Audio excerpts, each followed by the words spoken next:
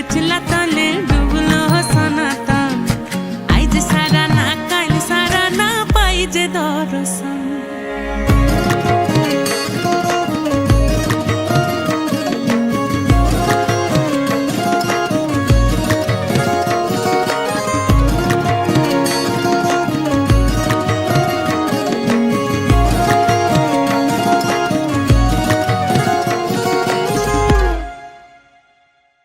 চিংড়ি মাছের ভিতর কড়া তাই ঢালিছি ঘি